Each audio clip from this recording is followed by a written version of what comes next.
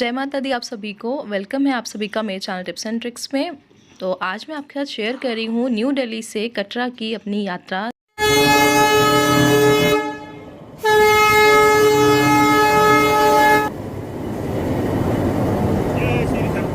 नई दिल्ली से कटरा की दूरी 655 किलोमीटर है। यह यात्रा हमने श्री शक्ति एक्सप्रेस से आरंभ की, जो कि आपको नई दिल्ली से 7:05 पे शाम के समय से स्टार्ट होकर 6 AM डायरेक्ट कटरा पहुंचाती है। इस ट्रेन में सभी यात्री जो कि अभी यात्रा माता के भवन में करने वाले हैं, वह सभी अपना भोजन और अपनी बेडिंग्स साथ लेकर जाएं, क्योंकि ये सभी सुविधा इस समय ट्रेन में उपलब्ध नहीं की जा रही हैं। तो 6 AM पर मिलने वाला कटरा का ये व्यू बहुत ही ज़्यादा ब्यूटीफुल होता है और ये जर्नी बहुत ही ज़्यादा प्लीजेंट होती है। ये रहा कटरा का स्टेशन, आप देख सकते हो बहुत ही ज़्यादा ब्यूटीफुल और वेल मेंटेन था। चारों तरफ माता की ही पिक्चर्स आपको मिल जाएंगी और हर तरफ जय माता दी ही सुनाई देता है। और ये देख सकते हो आप, ये है वो पहाड़ जहाँ हमें जाना होता है भवन के लिए। तो ये है वो त्रिकुटा पर्वत का रास्ता जाने का, जहाँ से आप देख सकते हो ये है कुछ स्टेशन का व्यू, जो कि अर्ली मॉर्निंग 6 AM पर कुछ इस तरह से दिखने वाला है। और इस स्टेशन पर बाहर निकलते ही आपको कैब्स, शेयर ऑटो और इंडिविजुअल कैब्स बहुत ही ईजिली मिल जाती हैं।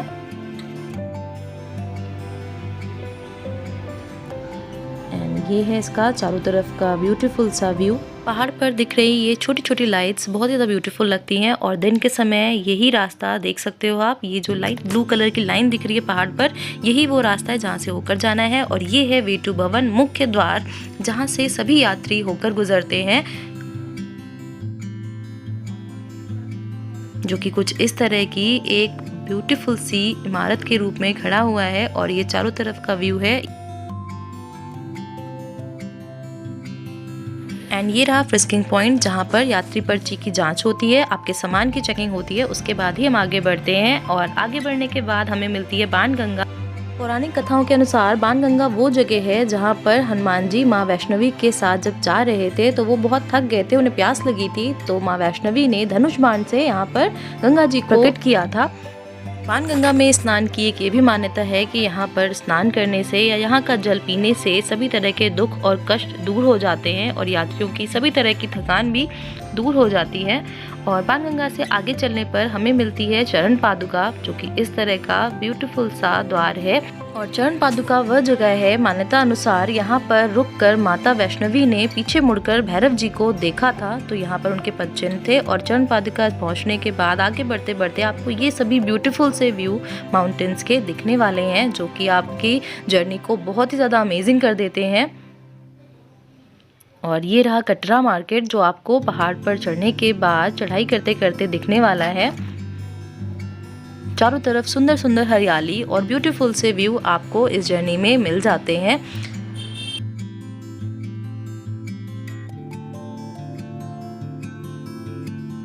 बारह 1200 फीट की ऊंचाई पर चढ़ने के बाद आपको मिलती है ये अर्धकुमारी, आधकुमारी या गर्भजून, इन कई नामों से प्रचलित ये गुफा, जो कि 2 तरफा गुफा है जहाँ से माता होकर निकली थी।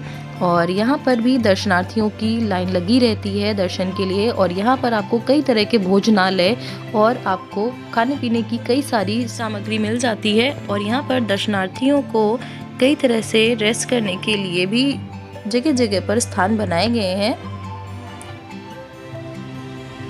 ये सभी भोजनालय, रेस्टोरेंट्स, धर्मशाला 24 घंटे सर्विसेज अपनी अवेलेबल रखते हैं और सभी तरह के यात्री यहाँ पर रेस्ट करते हैं और खाते पीते हैं,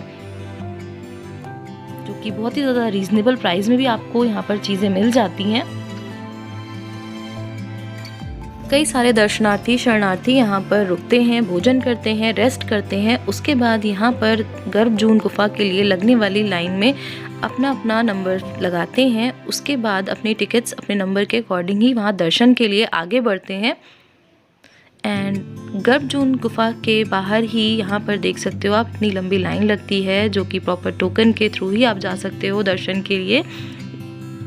आदकुआरी से माता की गुफा के दर्शन करने के बाद यहाँ से आगे बढ़ते हैं माता के मुख्य भवन की ओर, जो कि इस तरह का देख सकते हो आप नया रास्ता बन गया है, जो कि यात्रियों के लिए बहुत ही ज़्यादा सुविधाजनक है। और इस नए रास्ते से माता के भवन की यात्रा बहुत ही ज़्यादा सुखद हो जाती है। और इस नए रास्ते से होते हुए माता के भवन में पहुँचने के बाद मिली हमें बहुत ज़्यादा बर्फ़। देख सकते हो आप, ये जनवरी 2022 की माता के भवन का व्यू कुछ इस तरह से हमें बर्फ़ मिली थी। चारों तरफ बहुत अच्छा व्यू और बहुत ज़्यादा ठंड, और बर्फ़ मिलने के बाद जब माता का भवन इस तरह से आपको दिख जाता है तो सारी थकान और सारा हर कोई भूल जाता है। ये रहा रात का दृश्य जब हम वहाँ मंदिर पहुँच गए थे। भवन के आसपास आपको कई तरह के श्राइन बोर्ड की धर्मशालाएं मिल जाती हैं, जहाँ पे ऑनलाइन प्री बुकिंग होती है और आप वहाँ पर रिफ्रेश होकर माता के भवन की आरती ले सकते हो। माता वैष्णवी की आरती का टाइमिंग 6:30 AM है। और भवन के चारों तरफ हमें मिली बहुत सारी बर्फ़। कुछ इस तरह से चारों तरफ का नज़ारा था। देवी मंदिर 5200 फीट की ऊंचाई पर स्थित त्रिकुटा पर्वत पर इतनी सुंदर दृश्य के साथ स्थित है। देख सकते हो आप, चारों तरफ घाटियों से घिरा हुआ यह मंदिर भारत में दूसरे स्थान पर सबसे सुंदर देखा जाने वाला मंदिर है, जहाँ पर यात्री हर साल बराबर आते रहते हैं। निकलने के बाद यहाँ का कुछ इस तरह का व्यू होता है। माँ वैष्णो देवी के संबंध में कई तरह की पौराणिक कथाएं प्रचलित हैं, जिनमें से एक मैं आपको सुनाती हूँ। हिंदू पौराणिक कथाओं के अनुसार भारत में दक्षिण के रामेश्वर तट में रत्नाकर सागर और उनकी पत्नी समृद्धि के यहाँ माता वैष्णवी का जन्म हुआ। ये दंपति लंबे समय से निसंतान थे। कन्या के जन्म के पश्चात ही रत्नाकर सागर ने यह प्रतिज्ञा ली थी कि मैं यह कन्या जो भी करे मैं इसके मार्ग में कभी नहीं आऊँगा। और बचपन में इन्हें त्रिकुटा नाम से बुलाते थे। विष्णु जीवन से होने के कारण इन्हें वैष्णवी कहा जाने लगा। 9 वर्ष की आयु में माँ त्रिकुटा को जब पता चला कि भगवान विष्णु ने इस धरती पर श्री राम के रूप में जन्म लिया है, तो माता ने उन्हें प्राप्त करने के लिए तपस्या आरंभ कर दी। और श्री राम जब सीता हरण के पश्चात माता को ढूंढते हुए उस गुफा के पास आए जहाँ माता तपस्या कर रही थी, तो माता वैष्णवी ने उनके सामने अपने विवाह के लिए प्रस्ताव रखा। राम जी ने उन्हें अपने एक पत्नी वचन के बारे में बताया और माँ त्रिकुटा से यह भी कहा कि वह लंका से लौटते हुए अगर वैष्णवी ने उन्हें पहचान लिया तो वह उनसे विवाह कर लेंगे। परंतु श्री राम की छल की वजह से माँ वैष्णवी उन्हें पहचान नहीं पाई और वह बहुत दुखी हो गई। तब राम जी ने उनसे कहा कि वह अगले अवतार कल्कि के रूप में लेने वाले हैं, तब वह माँ से विवाह करेंगे। परंतु तब तक माँ वैष्णवी उसी गुफा में तपस्या करें और उनकी गुफा के बाहर श्री हनुमान जी को वहाँ पर विराजित होने के लिए कहा। इस तरह से माँ वैष्णवी आज भी प्रभु श्री राम की तपस्या कर रही हैं। और माँ वैष्णवी त्रिकुटा पर्वत पर 3 पिंडियों के रूप में विराजित हैं, जिसमें से दाहिनी ओर माँ काली, मध्य में माँ सरस्वती और बाईं ओर माँ लक्ष्मी विराजित हैं, और जिनके दर्शन मात्र से ही सभी भक्तों के दुख और कष्ट दूर हो जाते हैं और सभी तरह की मनोकामनाओं को पूर्ण करने वाली यह शक्तिपीठ आज भी बहुत ज़्यादा पूजा जाता है।